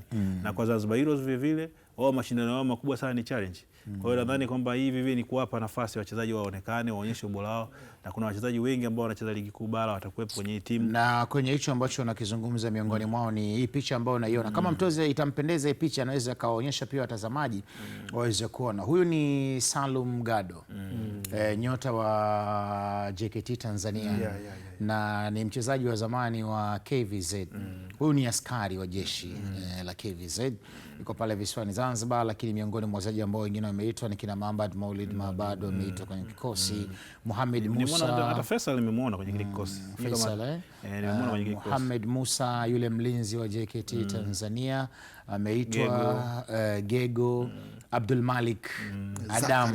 Sasa kwenye ile pepa ile walioitwa pale, unajua Zanzibar wakiingia kwenye peji yao ya ZFF wameandika pale majina yao nusu alafu na AKA nyingi hapa bwana, ndio maisha ya kule, ili kuwatofautisha. Wakati mwingine kuna majina mengine waga mengi yanafanana, kwa hiyo kwa mfano huyu Abdul Malik Zakaria kule ameandikwa Abdul Malik Adam Agrey. Yani ukienda kwenye ndivyo anavyoitwa Sheikh Agrey, Abdul Malik Adam Agrey. Huku ukija utakutana na Abdul Malik Zakaria. Lazima wajue hawa wachezaji. Lakini Mohamed Musa nyota aliyecheza Kagera Sugar ameitwa kwenye timu ya taifa mara kadhaa. Yuko Mashujaa ameitwa kwenye kikosi. Huyu Gado kama ambavyo tumemzungumza, na wachezaji wengine, kwa mfano golikipa wa Namungo Saidi Selemani ameitwa kwenye kikosi. Na wachezaji wengine ambao wameitwa ni pamoja na goalkeeper wa Fountain Gate Ibrahim Rashid Parapanda, naye ameitwa kwenye kikosi cha Zanzibar Heroes. Kwa hiyo ni mechi fulani hivi nzuri binafsi natamani. Lakini sasa naangalia ratiba ya hizi timu, kuna mtu timu yake ina mechi labda yani haiko Dar es Salaam, mechi yake ya ligi na mechi Ijumaa, na mechi Ijumaa. Fountain Gate wana mechi Ijumaa. Yani wewe zungumza tu kwamba Ibrahim Abdul Ahmad Baka ameitwa na ana mechi yupo na ana mechi Kigoma. Kwa sasa nazo kuna wachezaji wa ligi kuu hawatojumuika kwenye hii mechi. Wameitwa lakini wameitwa kwenye orodha wameitwa. Lakini sasa tunasema tunazungumzia orodha ya kucheza kutokana na ratiba ya ligi iliyokaa na muda wa mechi. Kwa hiyo nadhani kwa kama Singida wamzungumza leo Abdul Malik Zakaria Agrey. Tumesoma story ya Muibukano na timu si shafika Dar es Salaam. Ipo Zanzibar. Au mtu alikuwa Zanzibar Dar es Salaam rahisi kwa sababu anaweza akacheza mechi na akaja akacheza, japokuwa sasa Singida kidogo. Kwa hiyo mtu anacheza mechi za Dar es Salaam kwake nafuu, lakini mtu ambaye yuko mkoani naona itakuwa changamoto, lakini sio mbaya, ni mechi nzuri ambayo Uganda wamaliza ligi. Uganda wamaliza ligi imeisha, Kenya ligi imeisha. Ni sisi tunamaliza ligi yetu, tumechelewa kidogo. Na ni sisi ndio tuna mechi tano za mwisho. Kwa nadhani hapo ni nafasi kubwa kwa wao walopata nafasi wakaonyeshe vipaji vyao. Ndio. Na hii inasaidia kuwajenga vile vile, kwa sababu ukiitwa huku ukionyesha mechi nzuri, ina maana hata Stars itakuja kuitwa na ushangae jina lako na ila tukubaliane kwamba ratiba ya mechi haijakaa vizuri. Hiyo halina ubishi. Ni bana. Au hidi unataka kusemaje? Hamna, haijakaa vizuri. Mimi niko nayo, I second you. Hao ndo kama alivyosema ndugu mtangazaji nao.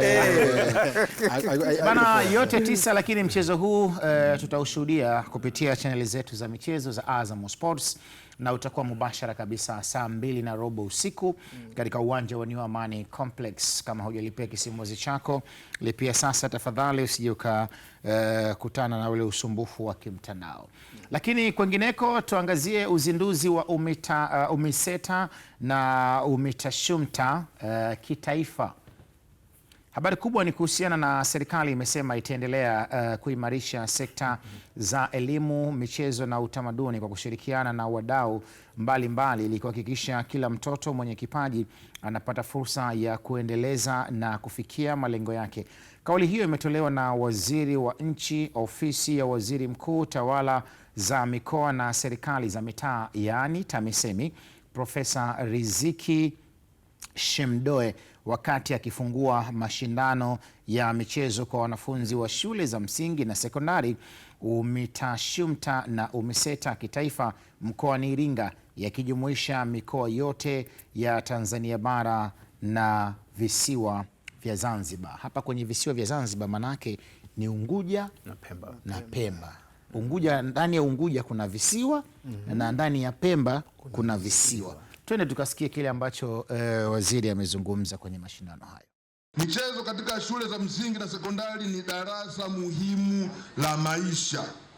Kupitia michezo, vijana wetu hujifunza nidhamu, uongozi, uvumilivu, ushirikiano, kuheshimu sheria na kufanya maamuzi sahihi. Haya ni maadili muhimu si kwa wanamichezo pekee, bali kwa wanafunzi, wafanyakazi, viongozi na wananchi wote. Ndugu viongozi na wanamichezo, dhamira ya serikali ni kuona kuwa michezo na sanaa inakuwa sehemu endelevu ya mfumo wa elimu nchini. Serikali itaendelea kuboresha sera, miongozo na mazingira ya ushiriki wa wanafunzi katika michezo na sanaa ili kuhakikisha kuwa vipaji havipotei na kwamba kila mtoto anapata nafasi ya kuonesha uwezo wake.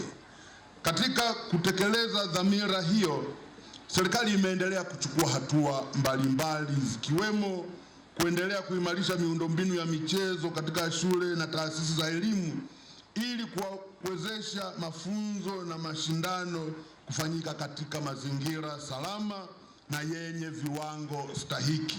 Lakini pili, nichukue fursa hii kuwakaribisha sana wanafunzi, walimu, vyama vya michezo na burudani kote nchini ambao wamekuwa ni sehemu ya jambo hili kubwa ambalo linafanyika hapa kitaifa. Hatuna mashaka kwamba wananchi wa Iringa watawafanyeni ukarimu na wema wa ziada katika kila jambo ambalo linafanyika ndani ya mkoa wetu. Mkoa huu ni wa watu wema sana, watu wanaopenda wageni na watu ambao wamejiandaa vizuri kuhakikisha kwamba mnapata huduma zote za msingi ndani ya siku zote mtakazokuwa hapa. Viwanja vya michezo vimeandaliwa vizuri, ratiba zimepangiliwa vizuri na hatuna mashaka kwamba kila mshiriki aliyekuja Iringa atashiriki kikamilifu kama ambavyo ratiba imepangwa. Lakini pia naomba niwatoe mashaka wazazi walioko majumbani katika mikoa yote kwamba hali ya usalama ya mkoa ni nzuri, hakuna matishio yoyote ya kiusalama wala wa kiafya, lakini pia mkoa wetu ni mkoa safi sana. Hakuna maradhi ya mlipuko wala ya aina yoyote. Kwa watoto waliokuja na afya njema wataondoka na afya njema. Iringa hoye! Ghali Hamisi Salum, natokea shule ya msingi Manamakuka, mkoa wa Pwani. Tumejiandaa kushinda na tunaahidi tutashinda. Kwa majina naitwa Michael Steven Mpesa, natoka shule ya sekondari Shabaha. Tumejiandaa katika michezo ya netball. Haya, mashindano hayo ya UMISETA na UMITASHUMTA kwa shule za msingi na sekondari bila shaka ndio anakwenda kutimua vumbi kule mkoani Iringa. Na hivi karibuni tulikuwa tuna taarifa ya wadau mbalimbali kutoka sekta binafsi wakiunga mkono jitihada za Rais wa Jamhuri ya Muungano wa Tanzania Daktari Samia Suluhu Hassan kwenye kukuza na kuendeleza michezo kwa kutoa vifaa vya michezo. Niliona ile story ilikuwa inazagaa sana.